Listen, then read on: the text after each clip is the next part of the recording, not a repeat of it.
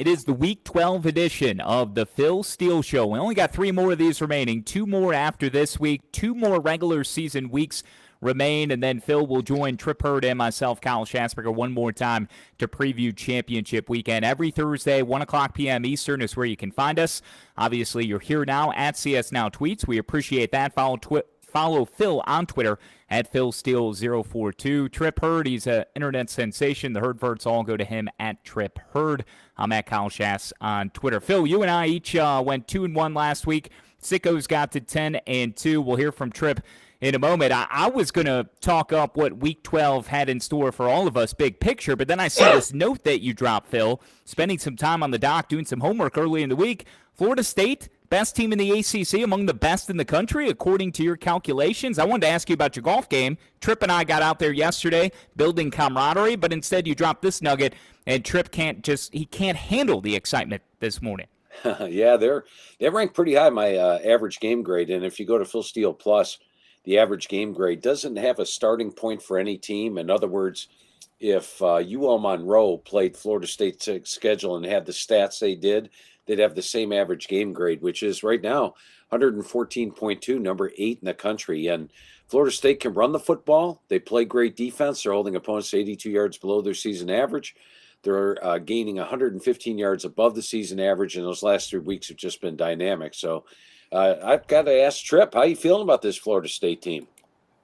Yeah, I like them, Phil. I think that on, I guess, last Friday's show on College Sports Now, I was talking with Michael Felder about the Noles, and he kind of scoffed a little bit when they had gotten back into the rankings. And I told him I actually thought they were undervalued a little bit at number 23 in the country. I thought they were a little bit better than that. I just don't think there's 20 teams in the country that would be favored on a neutral field over Florida State right now. I think they're playing really good. Absolutely. Trip, do they cover the 24? Here's your seminal moment early, right off the top, so we can put FSU in a corner because they got Louisiana this weekend. Do they cover the 24, 12 o'clock game on Saturday? You throwing money down? You throwing some coin? They're going to be in the teaser. That's the first team I put in the teaser this week, so I'm going to tease it down. But I also think it's a pretty good shot to cover the 24 too. I really do. Yeah, I agree with you, Tripp. I think when you look at this game, Louisiana's been a team that's been average. They haven't been the normal Louisiana, the one we've seen the last couple of years, just 5-5 on the year. And I think when they get up against Florida State, especially the depth in the second half, you got a Florida State team playing with a lot of confidence. I like the Seminoles to cover this week. Ranked on ranked games this weekend, by my count, we only have 1, 2, and they're both coming out of the Pac-12. It's a massive weekend for the Pac-12. So we'll get to these games and more. We got 3 on the midweek docket. Again, follow Phil Steele at PhilSteele042 and go to PhilSteele.com for information about Phil Steele Plus. Access to all 131 FBS team pages, all the FCS team pages, NFL as well. $100 value. Continue to interact with us at CS Now Tweets for your chance. In a few weeks at season end, we're going to dish out 1 subscription free to a listener and viewer. So continue to find us on Twitter, on YouTube, and on Facebook. So, Phil, let's go ahead and dive right in. We'll start with Thursday night. Lone game going up against the NFL in the Titans and the Packers. It would be SMU visiting number 21 Tulane, 7:30 game on ESPN. The Mustangs are given 3.5. 65.5 is the total. Green Wave suffering their first defeat in the American this past week with UCF coming to town. According to your magazine, Phil, 4-1 straight up and against the spread are the Green Wave in Willie Fritz home finales at Yulman Stadium. Yeah, and to me, this one looks like a complete toss-up. I think the two teams are pretty even coming into it, and of course, Tulane has the home field edge, which is a big plus. So it's to me, it's like I said, a toss-up game. But the spread's at 3.5 right now, which would have me leaning with the underdog. Based on the fact that I think one of these two teams is going to win at the end, probably by 3. So I got to take the points. Not a super strong play for me. I could give SMU a good chance of winning, or Tulane, but I'll take the 3.5, I guess, with that one. Yeah, I like SMU myself. I think that Tulane, they've had a good defense all year, but they just had no chance at stopping UCF last week. I think SMU can run the ball a little bit too. It's not just the passing yards with them. I think they're Looks like over 160 yards a game on the ground. So I like their chances against the Green Wave. The next game we've got on the docket, USF at Tulsa at 9 o'clock. It looks like Tulsa's laying 13.5. The total sitting at 58.5. USF is 1-9 right now. They haven't won a game since they beat Howard in week 2. I think this might be a good spot for Tulsa, though I've not been impressed with him all season long. 13.5, it's quite a bit to cover for a team that's not been that great against the spread this year, Phil. Yeah, I agree. And, when you look at Tulsa, they're a team that always has done in the past much better as an underdog than they have as a favorite. And, even earlier in the year, favorite against Wyoming, came up short in that one. They went to Ole Miss as a dog. They covered. Cincinnati at home, they covered as a dog. Lost against Navy as a favorite on the road. The Temple game, I don't believe they covered the Temple game on the road. And then Smooth, they gave a really good game to at home. But now the last 2 weeks, they've been very disappointing as a dog. Losing to Tulane, losing to Memphis. And you got to wonder a little bit about Montgomery there at Tulsa, whether he's going to survive. They do need to win. It's their home finale, but South Florida's already let go their coach and played with a little bit of enthusiasm. I thought last week against Smooth, remember it was 17-17 at the half in that one. Ended up losing it by 18. So once again, one of those games I'm not really looking at as one of my best plays. I know it's an isolated game. Everybody's looking at it as far as that goes. But I can make a case for Tulsa covering at home, but I find it tough to trust Tulsa with your money. In the same case, I find it tough to trust South Florida with your money in this one.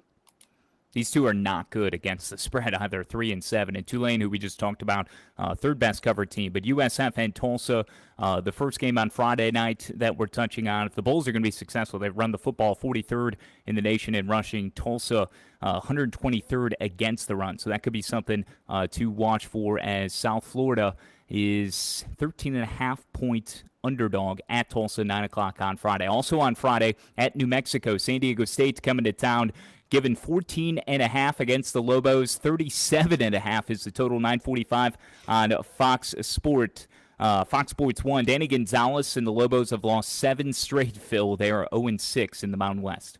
Yeah, and it's a low total, 37.5. But I got to go with the under. I mean, New Mexico has a really good defensive coordinator in Rocky Long. Rocky Long's a magician on defense. He's doing it again this year. They've played really good the entire year defensively. Offensively, they absolutely have zero offense. I mean, you look at the scores the last 5 weeks, 14, 9, 9, 10, 3 points. On the season, they're averaging just 240 yards per game. They're only running the ball for 3.5 yards per carry and 54% completions. But Rocky Long, of course, knows a lot of the personnel at San Diego State. He was the head coach there a couple years ago. And he knows how to run a defense. San Diego State is a team that's playing better defense than they did at the start of the year. And I think that's a plus for them. They've got a big game against Air Force coming up on deck. So I think both teams keep it lower scoring here with 2 good defenses and 2 average offenses. I like the under in this one. San Diego State has won 4 of 5, 2-3 after a 2-3 start, 2-3 against the spread, but they certainly have turned it around after their struggles early on. As we move through the weekend now, before we hit Saturday, again, just a reminder, Phil screen at one point. You'll get an inside look at Phil Steele Plus on some of these games, all the exclusive stats. Subscribers will get access to FBS, FCS, and NFL team pages. Learn more at philsteele.com. We'll have his 3 power plays. We'll have a sicko play. They're 10-2, and Trips teaser, of course. And Mr. Hurd will lead us off for the weekend. Yeah, let's get to Saturday. Looks like first game on the docket, Navy at UCF. UCF favored by 16.5, the total at 52.5. Look, Navy, they took Notre Dame down to the wire, a Notre Dame team that 2 weeks ago just handled Clemson. And with Navy getting 2 touchdowns, maybe people think that's a really good value, but I think UCF's a better team here. And last year, Navy rallied to beat them up in Annapolis. I think this might be a good revenge spot for the Knights. I think that's a good call there, Trip. When you look at UCF, I'm on the Joe Moore Award Committee, and I could tell you that the guys are pointing out how good their UCF offensive line has played these last 3 weeks. dominating their opponents, including a good Tulane defense. They ran for 336 yards, 6.2 yards per carry.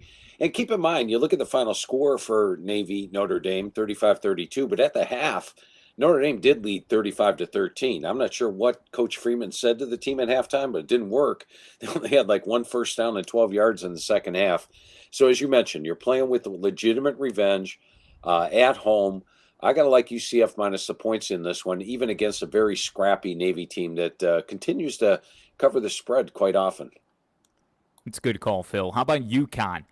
Bowl eligible, picking up their 6th win, shocking, stunning Liberty. After Liberty won as a heavy underdog at Arkansas, they squandered a game against the Huskies, and Jim Mora has UConn at 6-5 after only 4 wins combined for the Huskies over the last 3 years. This will be our second game to highlight on Saturday. UConn at Army. They go to West Point, 10-point favorite are the Black Knights. 43.5 is the total. 12 o'clock on CBS Sports Network. UConn, Phil, 9-2 ATS, the number 2 maybe most profitable team behind TCU. Most ATS wins nationally for the Huskies. Yeah, and I think my wrap-up sentence in my Phil's forecast for Connecticut this year was this is a vastly improved team, but they don't make my most improved list, because to make my most improved list, you have to get to a bowl. Because Jim Moore is not a miracle worker. Well, guess what? They're going to a bowl game. Maybe he is a miracle worker. And as you touched on, Kyle, I think there's a lot of folks around the country that love Jim Mora with his 9-2 spread record this year. Now, this is normally a flat spot. You've just clinched a bowl. There's a lot of celebration. But I like the way this Connecticut team is playing. They moved the ball well on a good Liberty team last week, played good defense. Zion Turner is having a pretty good year at quarterback. He's not asked to win the games, but when he's relied on to throw the football, he can. They've got the strong running game. They've actually got 4 running backs with over 350 yards this year. And then you look at Army. Army's run defense has not been your Army run defense of the past. They're giving up 5.1 yards per carry. So I think Connecticut will be able to establish a run. I know Morris spent some time preparing for the option during the spring, and has, of course, probably worked a little bit in that bye week he had 3 weeks ago. So add it all up, I'm going to take Connecticut plus the points. Army has failed to impress me or overwhelm me this year, and I'm taking the points with the spread darling.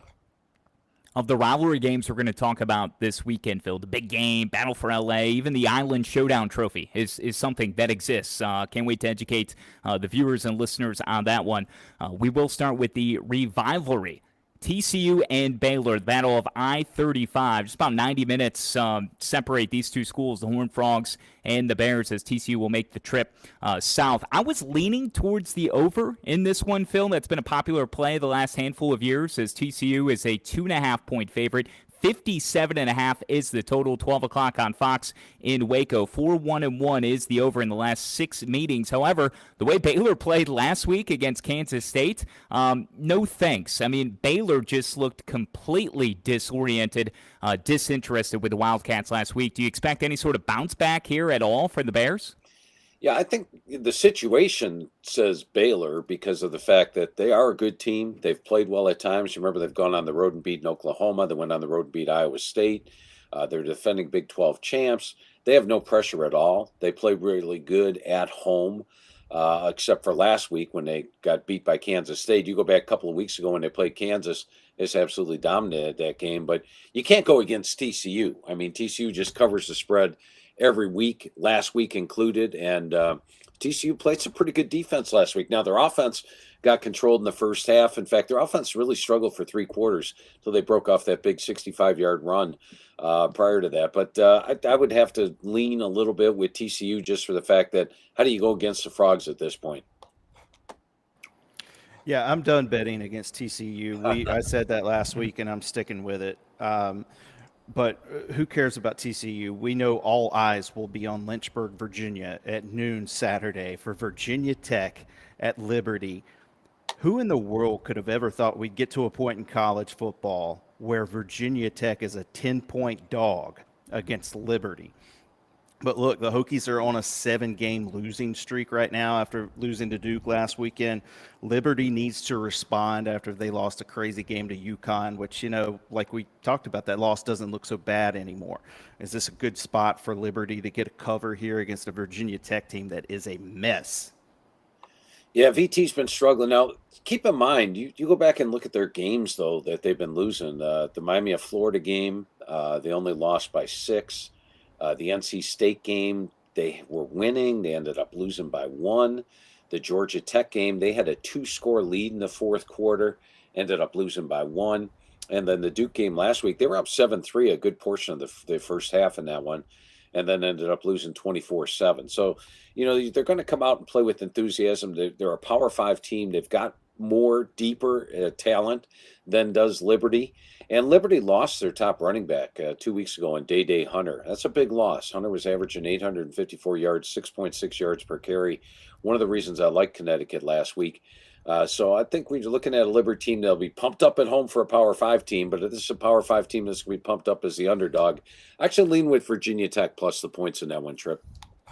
All right, I'm going to have to make an edit to the teaser then. Let me Trip, I can tell you all about Virginia Tech. Phil, I saw him in person last week. I was at the Duke game. I was in the press box. You're right. They led for that first quarter. They scored on their second offensive play.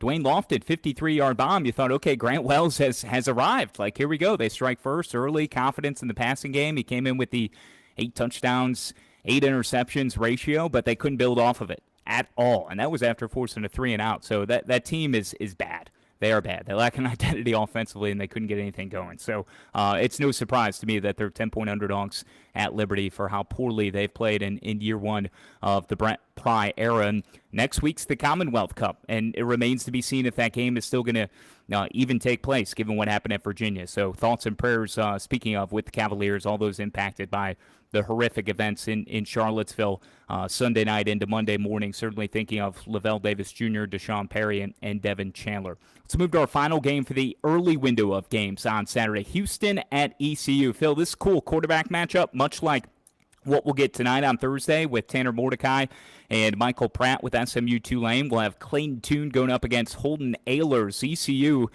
is given 5.5. So the Cougars coming in as underdogs to Dowdy Ficklin. 68.5 is the total.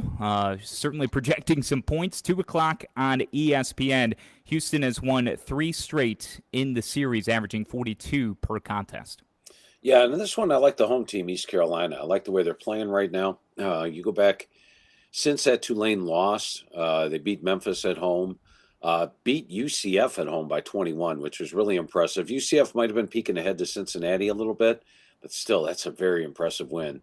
Went out to BYU in a flat spot for East Carolina in a tough situation and came out of there with a win. And then last week, they played Cincinnati, one of the best teams in the American, maybe the best, and outgained them 454 to 310. Out first downed them 22 to 13. Did everything but win the football game. Ended up losing by 2, but still covered. So I think this East Carolina team is right up there with UCF and Cincinnati as one of the best in the American Conference. Now, Houston's been a little bit of a head case team this year. Opened up the season 2-3. Needed a miracle win against Memphis. Remember, they were down 2 scores in the fourth quarter. Did well against Navy and USF, but then got blown out by SMU. Couldn't even stop them. And then last week, Temple put up 533 yards on that defense. So I think you got the better defense at home. Holton Ahlers' final home game. I like the Pirates minus the 5.5 here. All right, let's move on to the afternoon. 2 p.m. kick for Washington State at Arizona. Arizona screwed me up last week. I had a bet earlier in the season that UCLA was going to get to double-digit wins, and this is one that I was not worried about at all. And Arizona rises up and takes them down, and now who knows what's going to happen with UCLA. But Arizona, they might be a good play here this week. They've got a quarterback that played at Washington State last year, had a really good year for them. They decided to go in a different direction, but now he's doing really well at Arizona. I think they're 6th in passing yards in the country right now. So can they do it against a Washington State defense that right now they're not giving up a lot of points? Yeah, there's no doubt if you look at these two teams defensively, Washington State has the edge. Arizona on the year has given opponents 56 yards above their season average. They're giving up 5.9 yards per carry. They're giving up 69% completions. Not good numbers. Washington State's on the other side. They're holding opponents at 42 below their season average. But offensively, definitely the edge goes to Arizona. And I like the confidence that they're going to have coming off that big win over UCLA last week. They're at home for this one. They may have a recharged fan base, maybe a bigger crowd than you would normally expect this time of the year for Arizona. And, Jaden DeLora, their quarterback, is thrown to a really good receiving core. I mean, Jacob Cowing, Tatoria McMillan, Dorian Singer, these guys are all outstanding receivers, and I think they will be able to move the ball on a Washington State secondary that can be had. So add it all up.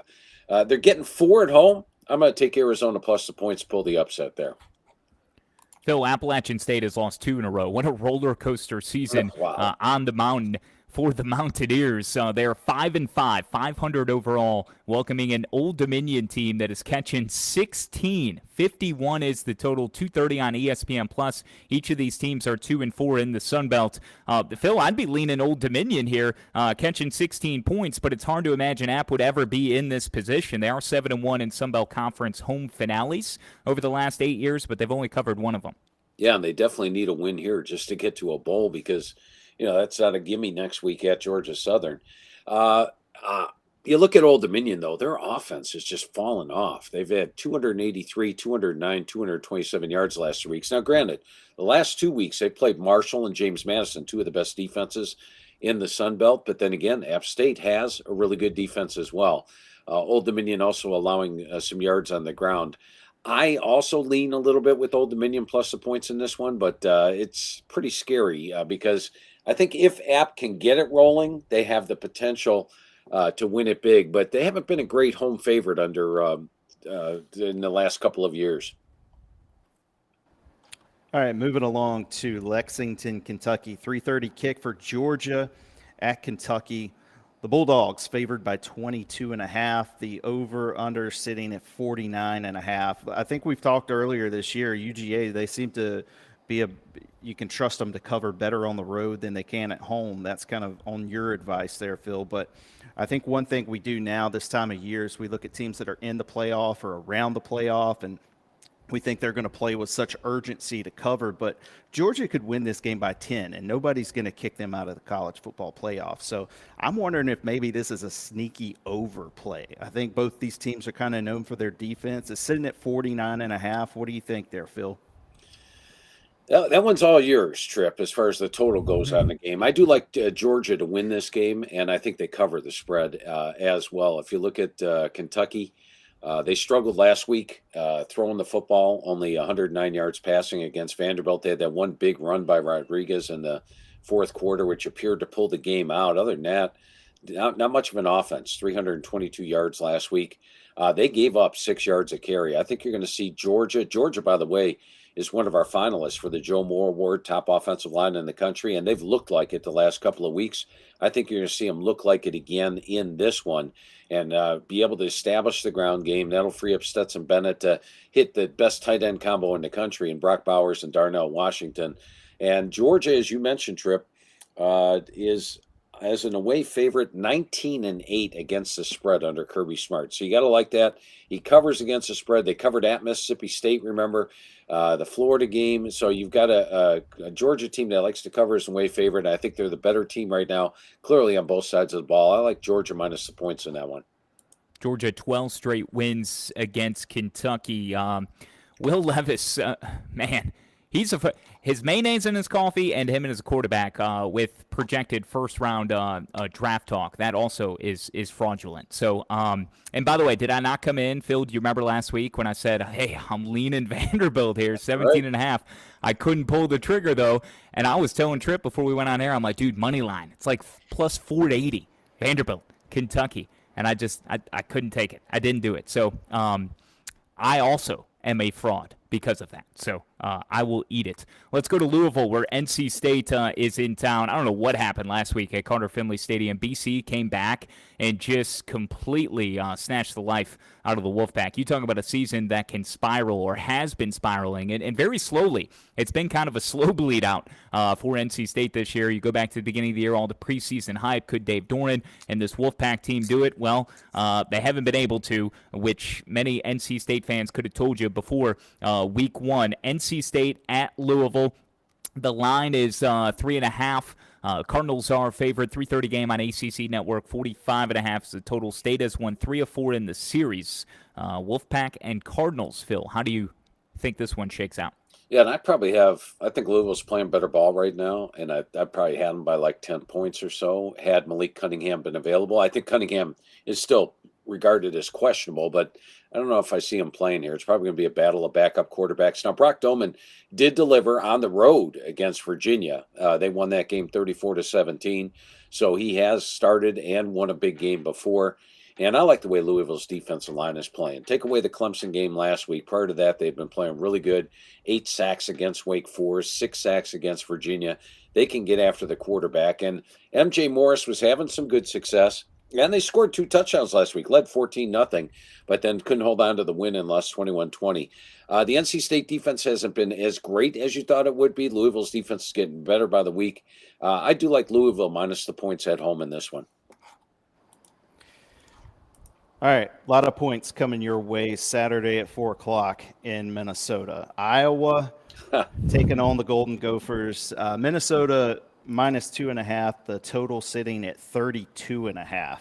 Look, at first glance, I thought Iowa would be favored in this game. Once I kind of looked through Minnesota's record, their losses aren't bad. Penn State, Illinois, Purdue, they're a pretty good team. After Illinois lost, I was going to say now they're in a 4-way tie for the Big Ten West. So both these teams have something to play for here, but I mean, the over-under at 32.5. I had it more. I was going to handicap one more game. I had it at 14 for this one, Phil. Yeah, the under does look good in this one. And you look at Iowa last week, they only had 146 yards against Wisconsin. Yet you never really felt uncomfortable with them there. They won that thing 24-10. They do it with defense. They do it with special teams. They have one of the best defenses in the country. I put them right up there with Georgia. They're holding opponents to 120 yards per game below their season average. Now, if you take a look here on the Phil Steele Plus, you can click on the history. And once again, when you click on the history, you get the last 25 years matchups for you. And you can see the green numbers here that Minnesota or Iowa has won the last 7 and covered 6-0-1 against the spread. So Iowa does well in this. If you follow Big Ten football, Iowa usually travels pretty well to Minnesota. Mall of America's there. Why not? Might as well. So Iowa does usually bring a pretty good fan base to it. I also love their defense. The last 4 weeks allowing 255 yards per game. Now, as you point out, Tripp, Minnesota's not a bad team. I mean, the loss to Purdue, they didn't have Ibrahim. The loss to Illinois, they didn't have Tanner Morgan. And then Morgan tried to play against Penn State, wasn't that great. But right now, they might not have Tanner Morgan for this game. We take a look at the individual player stats. Last week, Morgan was in there, but then it was Morgan missed it, and it was Kalimakis that came back in again. And I think he may be the quarterback here. Morgan's still a little banged up. And if that's the case, going against Iowa and that tremendous defense, one of the best in the country, I think, I'll take Spencer Petras, who's not a great quarterback, but at least he's a serviceable quarterback. And we've got an improving run game as well. So add it all up, I like Iowa plus the points to pull the upset on the road. You're looking at Phil Steele Plus. Get more information at philsteele.com. It's all color-coded, too. Green is good. Red is bad. You've got the power ratings, injuries, transfers, even individual game grades, and all the individual team pages. Inside the press box information is also there. That's Phil's newsletter. Get Phil's write-ups and predictions for every game of the week all season long. If you purchase that, you get Phil Steele Plus for free. So more information at philsteele.com. Again, all of this very useful at the end of the year as you plan for next season. At PhilSteele042, you can follow him on Twitter. Phil, just some more evidence, if you will, some data to back up that Iowa defense. So Minnesota has 39 offensive touchdowns. The Hawkeyes have 15, but defensively, Hawkeyes defense has scored 28 points on 4 touchdowns, which is second nationally. 2 safeties. Their 3.8 yards per play is the best in the FBS since Alabama in 2011. And major shouts, I pointed this article out for Tripp so he can see it. Major shouts to Mike Haas of the Gazette in Cedar Rapids. He had a pretty fun breakdown of these two teams called Fun Facts, Iowa, Minnesota, the Kourtney Kardashian edition, where he goes through some pretty aesthetically pleasing numbers, if you will, for both sides, Minnesota and Iowa. Big Ten West, logjam, Phil. I mean, what do you do with it? Who would be your team coming out of the Big Ten West? 4 teams are tied at 4-3. The only FBS team to win their division with 4 losses, 2004, Colorado and Iowa State for the Big 12 North. Well, the 2 teams that have the best shot of winning the West are clearly Iowa, where if Iowa takes care of business winning its last 2 games and Illinois loses to Michigan as expected, Iowa wins the West. Now, if Purdue wins their last 2 games and Iowa trips up here against Minnesota, then Purdue wins it, and Purdue's got the best schedule of remaining games left. They play Northwestern and Indiana, so there's little question Purdue will likely win their last 2 games. There is a question whether Iowa will beat Minnesota. So if Iowa beats Minnesota this week, I feel Iowa will win the Big Ten West. If Iowa loses to Minnesota, look for Purdue to win the Big Ten West. Well, not to put a hole in Iowa's boat, but in my second attempt at handicapping a game, I've got Minnesota 14-zip in this one with 2 defensive touchdowns and a combined 17 missed field goals between the 2 teams. All right, moving along. 4 p.m. kick on the Plains. Western Kentucky at Auburn. This is an interesting game right here. The Western Kentucky quarterback, Austin Reed, they can throw that thing around. I think I'm digging the Cadillac vibes down in Auburn too. I like everything that's happening there, but they might be able to slow Texas A&M down. Can they slow down Austin Reed this coming weekend? Yeah, they definitely have the talent edge in this one. And, I wish Auburn – it was obvious when they lost to Penn State that Brian Harsin was gone. They should have got rid of Brian Harsin right then and then had the entire team playing with this type of enthusiasm all year. As it was, they led LSU 17-0, had a 438, 270-yard edge against Georgia. It was even at the half. Yardage-wise was 143 to 137, a 6-yard difference. They covered against Mississippi. Against Arkansas, it was close at the half. In fact, once again, they had the yardage edge at the half. And then the Mississippi State game, they lost in overtime. So they could easily have a much better record right now. And I like the enthusiasm they're playing with under Cadillac. They've got more talent on both sides of the ball. I know statistically Western Kentucky is better as far as the offense goes. But then again, they've been playing Middle Tennessee State, Charlotte, Rice. They haven't been playing Auburn's defense. And Auburn has been running against teams like Georgia and LSU. They haven't been running against Western Kentucky's defense. So I think Auburn's a better team. They're less than a touchdown favorite here, and they're playing with a lot of enthusiasm under Cadillac Williams. I like Auburn minus the points in this one. I was going to say it's down to 5.5 right now in some spots, so might be a good buy on Auburn there. Impassioned post-game speech from Cadillac. How can you not pull for he and Auburn after that win over Texas A&M? It was like they had won the Super Bowl. Him and Cole Kubelik after on the SEC network, just incredible. And yeah, it seems like Auburn is really there playing for Cadillac Williams in ways they haven't played under Brian Harsin over the last year and change. Let's go to the big game. Phil, 125th edition. Stanford has won 10 of the last 12. Stanford and Cal. Of course, you're seeing a lot. I'm seeing a lot on ESPN, remembering Joe Starkey's call 40 years ago when the band was on the field. Shouts to Joe Starkey as he's hanging it up after this season as well. A Learfield talent. Download the Varsity Network app. You can listen to Joe Starkey this weekend for Stanford and Cal. That's a 5:30 kickoff Eastern time. So they call it the big game. Golden Bears are a 5-point favorite, Phil. Both only have 1 win in the Pac-12. When I try to handicap this game, I look at what they each did to Notre Dame, and Cal lost close. Stanford won at Notre Dame, yet the Cardinal are the 5-point underdogs. How do you see it? Yeah, and this is one where both teams are going nowhere. It's the end of the season. It's a rivalry. Stanford had controlled this series until last year when Cal beat them 41-11. So if Stanford's going to show a pulse, they have to do it this week. And, you look at Cal, they fired their offensive coordinator, fired their OL coach. Their offense is struggling. Stanford's offense is down all their running backs. They're struggling to move the football. I'll still take Tanner McKee at the quarterback spot. Cal has the edge on defense, but if I had to bet this game, I'll take Stanford plus the points. It's one of those where it's fun, and I'm going to miss Joe Starkey, by the way. It's going to be strange to actually listen to a Cal game with Joe Starkey not announcing it. Just a phenomenal call. They've got the ESPN 60 series. I'm going to watch that tonight. I watched the first 5 minutes, but didn't have time last night. So I'm going to get into that tonight. There's a great write-up, too, from Adam Rittenberg on ESPN.com. So you can read all about the play for the big game with the Stanford band on the field as Cal was able to shockingly knock off the Cardinal 40 years ago. Okay, evening thrills, late night chaser. We got Phil's power plays, a teaser, and sickos before we get out of here. Let's try and do it in the next 15 to 20 minutes. As for the first game that we want to highlight on the night slate, 5th-ranked Tennessee at South Carolina.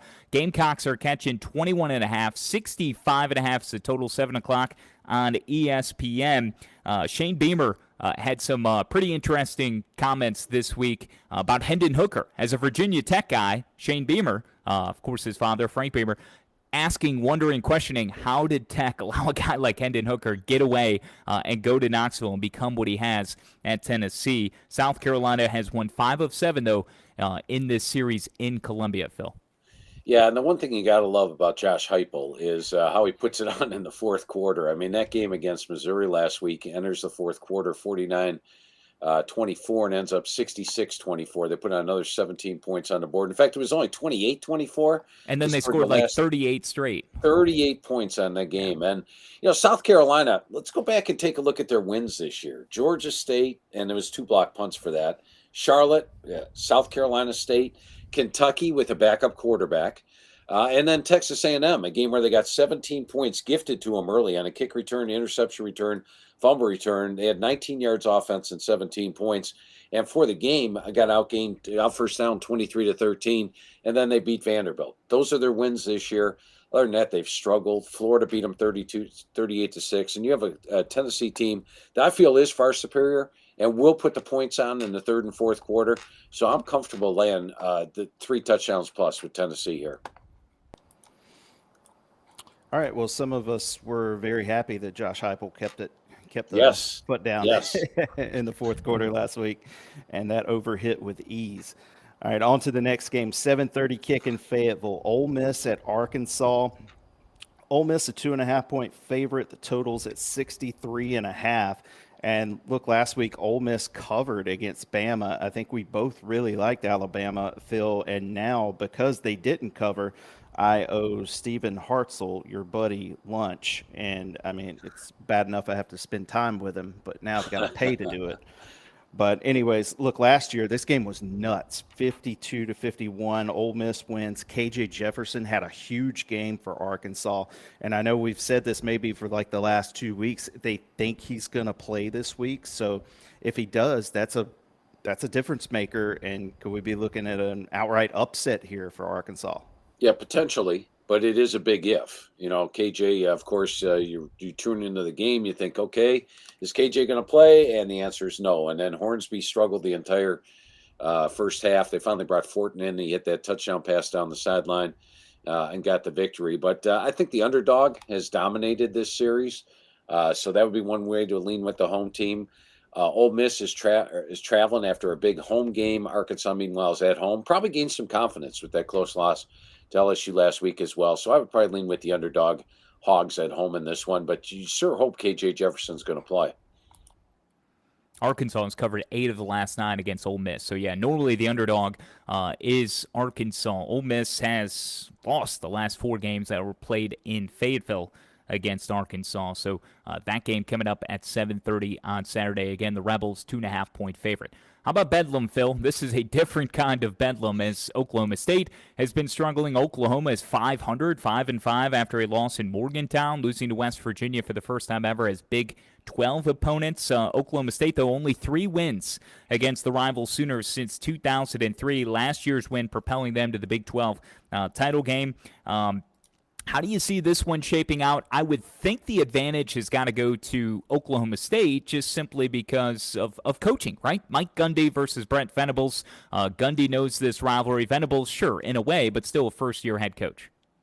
Yeah, no doubt coaching edge goes to Oklahoma State. In fact, Gundy's doing one of his better coaching jobs this year. I think I was doing a show with Stephen Hartzell last night, and he pointed out that Oklahoma's in the top 25 of the FBS playoff rankings. And I pointed out that right here, if you look at the average game grade for Oklahoma State, they have been low all year. They're playing to an average game grade of 100.1, which is number 61 in the country. Look at this defense. Look at the points. They are giving up 113 yards more than they're gaining per game, and yet somehow, some way, this team is 7-3. That's a remarkable record. Now, the one thing I do want to point out here is the series history, and granted, this isn't your typical Oklahoma team this year, but if you take a look at the last 3 losses that Oklahoma has suffered to Oklahoma State, Oklahoma bounced back with a 52-9 win. Oklahoma bounced back here with a 51-48 win and then a 58-23 win. So I think you average the 3 together, it's over by 20 points per game. Oklahoma's doing it. The Sooners struggled on the road last week. They gave a good game to Baylor at home.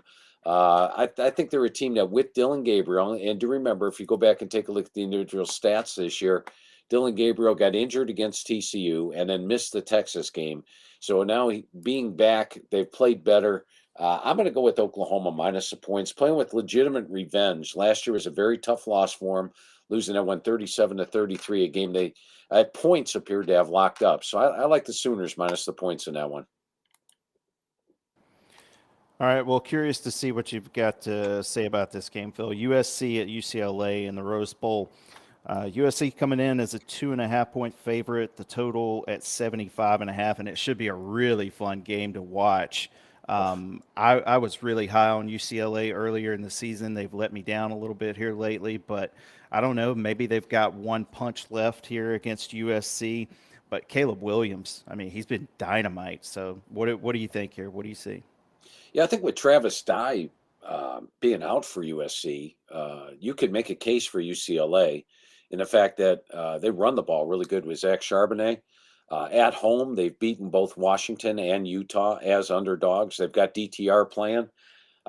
Defensively, the two teams are close. I'd actually give UCLA a slight edge, but that quarterback, Caleb Williams, I think he is something special, and it'd be tough to bet against him. Personally, with the way I would go on this one is the over. And first of all, let me say one thing. This is one of my favorite games on TV to watch with the uniforms that they have. You know, UCLA in the powder blues, USC with its road uniforms, both teams in the color uniforms. It's always a great one to watch.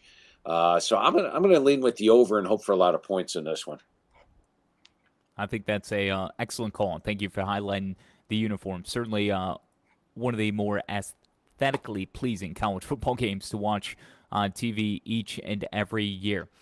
All right, sometimes you're playing from behind, though, on a Saturday. Things might not be going your way. So we've got some late-night selections that we'd like you to steer us positively towards, Phil, and I've got a few of them on the dock for you. Last week he gave us Boise State covering in a big way, the 20.5 at Nevada, winning 41-3 over the Wolfpack. We've got 3 for you here to sift through. Fresno State at Nevada. Wolfpack 22.5-point underdogs, 53.5 is the total. CBS Sports Network, a 10:30 start. Then UNLV and Hawaii also in the Mountain West, plus 10.5 for the Rainbow Warriors. 55.5 is the total. That's an 11 o'clock game. And then you have the ranked on ranked showdown. 10th ranked Utah catching a 1.5 at 12th ranked Oregon. ESPN game on 10:30. 61.5 is the total. Phil, the Pac-12 cannibalization is real. They had 3 legitimate playoff contenders a week ago, and now they've only got 1 after Oregon and UCLA stumbled. USC is their only hope. So Utah and Oregon still very much with Pac-12 hopes that they're trying to gun for. What do you think of the late-night slate, particularly UConn and Oregon, and then you can take it where you'd like. Yeah, if we take a look at the Oregon-Utah game, I think the one thing to look at is the status of Bo Nix. And when we were doing last night's podcast, our buddy Wayne Cook said he just got a text from somebody saying that Bo Nix might not play here. And if that's the case, you got to like Utah plus the points. You know, Utah is 13-2 against the spread as an away dog. and Oregon hasn't been favored in this series since 2019. So going against Oregon in Autzen Stadium is scary, and if Bo Nix suits up, they've got a really good chance of winning as well. But if that's the case and Nix doesn't play, then you got to like Utah. Cam Rising, one of the more underrated quarterbacks in the country. And defensively, I'm going to give Utah the edge. They're holding opponents to 66 yards below their season average, and Oregon allowing 3 above. Of the 3 games you gave me, Kyle, the one I like the best is Fresno State going against Nevada. And I hate to keep picking on Nevada, but they're in a major rebuilding year this year. It was masked in the first 2 games by being +9 in turnovers, but since then, they practically have not covered any of their games. And last week, you could take the 2 deep prior to the game, rip it up, throw it in the trash because they just played a bunch of different players last week. And if that's the case with Nevada, playing a lot of youngsters, looking forward to next year, they're taking on a Fresno team that has Jake Haener back at quarterback, and Jake Haener's looking like Jake Haener right now. So if you have Jake Haener against that beat up, much maligned defense of Nevada, and on the flip side of the coin, I don't see Nevada moving much. I got to go with Fresno minus the points to get a win, much like Boise got last week. Tripp wants me to pass on Hawaii UNLV, but I can't allow this moment to pass us by. That makes me as disappointed in you, Tripp, that you didn't want me to bring up the Island Showdown Trophy as I was with you last week, that you wouldn't eat my homemade chocolate chip cookies on the air with Phil. I wanted Phil to see the face of satisfaction in eating the best homemade chocolate chip cookie ever made by yours truly, but you didn't even eat it on the show with us. I wouldn't do it on the show because you never mentioned how good my hair looked on the show because I had just gotten a haircut last week. And Phil, I hope you don't read the chat here because it just gets way off the rails. But I didn't want to talk UNLV Hawaii because I honestly think I would lean UNLV, and taking UNLV as a double-digit favorite on the road is pretty scary. So I'm just hoping it doesn't come to that Saturday. You know, Brumfield is 6-1 against the spread when he starts and finishes a game at UNLV. So they do play a lot better with Brumfield at quarterback. Just thought I'd throw that your way, Tripp. Well, there you go. I'm going to get on it then. By the way, this trophy has been around since 2017. Google it, Island Showdown Trophy, sponsored by the California Hotel, and includes a pineapple. A Vegas-style gold pineapple variation of the Welcome to Fabulous Las Vegas sign. Las Vegas has earned the nickname the Ninth Island for its long-standing popularity with Hawaii visitors and transplants. So that's why that trophy has been around now 5 years. I had no idea. So just incredible. Phil has a lot of ideas for you to be able to line your pockets this weekend, help beef up the college fund for the children, even the grandkids while you're at it. So Phil's got his power plays here for the weekend. Phil, I'm still taking notes, so I'm going to determine my selections while you go ahead and give us your 3 favorite plays for Week 12. My 3 plays this week, and 2 of them we talked about already. I like East Carolina minus the 5.5 over Houston. I like Auburn minus the 5.5 over Western Kentucky. And the other one, if you want to get the reasoning behind it, listen to the Stephen Hartzell, Wayne Cook podcast we did last night. It's Utah State. The number was +2 last night. I think it's come down to pick, but I like Utah State. Pick them over San Jose State. I got a lot of good reasoning on the podcast with Stephen and Wayne, so make sure you check that out. Yeah, that podcast is actually dropping. Normally, the Wayne Cook episode is on Wednesdays. Phil will join Stephen Hartzell and Wayne Cook on that episode, which is dropping tomorrow, Friday morning. So you'll get this audio version of the Phil Steele Show on the College Sports Now podcast feed as you always do, okay? So make sure you subscribe, listen, rate, review, all of that, wherever you get your podcasts. College Sports Now, Monday, Wednesdays, and Fridays. Michael Felder had to switch to Wednesday with Hartzell. Roddy Jones is always on Monday. So just this week only, you'll get more Phil Steele on Friday with Wayne Cook, sideline analyst, as well as former UCLA quarterback with Stephen Hartzell on Friday. So Phil will have more goodies for you there. Phil, I'm stuck on my 3rd selection, but for my number 1 pick, I'm going to go with Ole Miss at Arkansas. Rebels are given 2.5 points, so I like Ole Miss on the road in that spot there. Again, they've struggled in Fayetteville. I think that was a more difficult loss for the Lane Train and Ole Miss to stomach than it was for Arkansas, playing in frost-like conditions with broth on the sidelines, keeping the LSU players upright as they were barely able to squeak by. But Ole Miss was this close to picking off Alabama. I think they bounced back in a huge way. I'll take the Rebels 2.5 on the road at Arkansas. This one's a little quirky. UTSA team total 36.5. Give it to me. They're playing Rice. Rice has just been putrid of late defensively, and they've been giving up 40-plus points seemingly every single game. UTSA has been terrific, especially in throwing the football, which Rice has been very bad in defending the pass. So give me 36.5 UTSA as their team total, and then I'm going to kind of just blindly pick this one out of a hat. You know what? No. All this talk about the under for Iowa and Minnesota at 32.5, that dam's going to break this weekend. I'm going over. Give me points, Hawkeyes and Golden Gophers. Okay, I'm taking the over. Tripp's shaking his head. He can't believe it. Come on, man. Have some fun. You can't bet an under unless it's a Service Academy game. Look, I refuse. I can't argue with you anymore. Like, you've been on fire this year. I'm just going to stop. I'm done betting against TCU. I'm done betting against Kyle Schasberger. Give me your teaser. What happened last week? How's it going to go this week? So I'll come clean on this. I bet these teasers. I do. I take them. I bet them last week. Got crazy. Somehow, some way, I didn't get the teaser in. And here's what happened. 3 of the 4 games hit, and the last game on the slate was Wake Forest, UNC. I had it teased to 70. It landed on 70. I don't even know what happens in that. So if you took it, I don't know if you lose, if it's a push, or how that works. Maybe, Phil, I don't know if you've got any insight on that, but I don't know what happens. Maybe it's just I need to count it as a loss, I guess. How many times can you get inside the 1-yard line and not score in that game? No kidding. Didn't I say on last week's show, too, I was leaning under, but Phil kept talking about all the points that were scored in the last couple of meetings. But I said, look, there's going to be some turnovers here. There's going to be reasons why they don't punch it in. So the under was actually what had cashed in. Well, if they would have, stopped playing patty cake down there, it probably would. Like, if you were going to handicap that game today, if they're playing it again today, we'd probably put the over-under at, 96? Yeah, it was a score. At the half, it was 27-21, so you got 48 points at the half. You had to feel like, okay, it's a done deal. Yeah.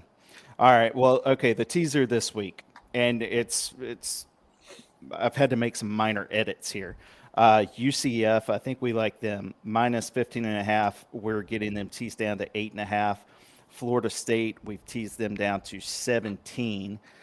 I liked Liberty originally, but you've talked me out of it, Phil. I'm going to flip it, and this has worked out well for me in the past, so I'll take Virginia Tech and 17 points. I think we like that. Yes. Okay. UTSA, I'm getting them teased down to -6. And maybe a game I should just wipe off the slate here. I thought it was a sneaky pick on the over for Georgia, Kentucky. It would be teased down to 41.5, but your reaction to that earlier, maybe I should just leave it at a 4-team teaser. Let's go with the 4-team. I think that makes sense. All right. I trust you. The Sickos have been the real winners all season long. 10-2 now after another win. Miami just bludgeoning Georgia Tech 35-14 last week as a 1.5-point favorite. So that gets the Sickos to 10-2. This week, I'm going to College Station as Texas A&M welcomes in UMass. I don't know how sick this is, but for a team as good, as chock full of talent as Texas A&M is, the number 1 recruiting class, the first time ever such a class has dropped 6 games in a row and is not going bowling. At 3-7, the losing streak we know is going to come to an end, but can they cover 33.5? Yes, they can. I think this is the opportunity for Jimbo and this offense to flex, and there's no medicine like the UMass Minutemen, honestly. So and with the 4-game rule, they can play all their freshmen. So these are some of the freshmen will be seeing the field for the first or second time. They'll be excited to play. And there's a complete mismatch between the second team of Texas A&M and even the first team of UMass. Yeah, favored by 33.5. Certainly some incentive for all those guys. Dress rehearsal, guys trying to secure some spots, give some decent looks to the coaching staffs. Aggies have only scored more than 24 points 2 times this year. 31-0 in Game 1 against Sam Houston State. And then 31-28 loss to Ole Miss, favored by 33.5. Give me Texas A&M covering that large number. It'll help the Sickos get to 11-2. Phil, before we plug your stuff, I know you'll have a YouTube feature coming up on Friday, as you always do, at PhilSteele042. Is where you can follow him on Twitter. And, of course, PhilSteele.com for more about Inside the Press Box, your weekly newsletter, and Phil Steele Plus. Do you have a lean at all? College game day is going there, so I got to ask you. Montana State. I don't know much about this other than they call it the Brawl of the Wild. This is the 121st edition. I mean, if you're an FCS fan, that's where you want to be. Watch College Game Day on Saturday. You can certainly learn a lot about this rivalry. Yeah, Montana State last year was in the college football finals for the FCS. Brent Vigen is their head coach. He came over from it was Wyoming's defensive coordinator. Did a great job last year. Montana State's actually won 4 of the last 5 games in this series, and it's going to be a great game. But I'm a little surprised Montana State's a touchdown dog at home. Shouts to Biff Poggi, too, new Charlotte 49ers head football coach, the associate head coach under Jim Harbaugh at Michigan. So representing the 49ers here today. Tripp, any final words for the Herdverts out there? You can follow him on Twitter at Tripp Herd. I'm at Kyle Shass, and of course you know where to find Phil Steele. Well, hey, I wanted to ask, so the updated college football playoff of gambling would be TCU in first place. They're 8-1-1 against the spread. Checking in at second, UConn at 9-2. Third, Tennessee. And fourth would be Oregon State. I just want to see off the top of your head, Phil, UConn against Tennessee, neutral field. What's the spread? You know, I can give you a definitive answer on that. If you go to philsteele.com, which I'll go to, just give me 1 second here. I'll get to it. And if you look at the daily blog, I have the Vegas power ratings up there, which actually give you a great. You're talking about neutral field, you said? Neutral. All right. Tennessee in the power ratings is coming up as a. Let's view that in a little bit. Hold on 1 sec. Tennessee is 130, and Connecticut is. Let me view that in a little bit more. I don't know why it's so small there. What did we call this, Tripp? What was the name of these rankings? The gambling? I don't have a good. We don't have a good name for it yet. We've got to come up for it though, like the against the spread. 37. 37 30. for your difference. God, I'm not lying. I was thinking 37 in my head. Why didn't I just say it before You you did should that? have. Yeah, but if you ever have a question on the spread, just go to my daily blog, and I put up the Vegas power ratings. These are taken from casinos, and I'd add in my input as well, and it's all in there. And you'd be amazed how these are spot on as far as what the spread would be. Phil, we appreciate you so much again, as always. Week 12 teed up and ready to go, starting with SMU and Tulane on Thursday. Find Phil Steele at philsteele.com, at philsteele042.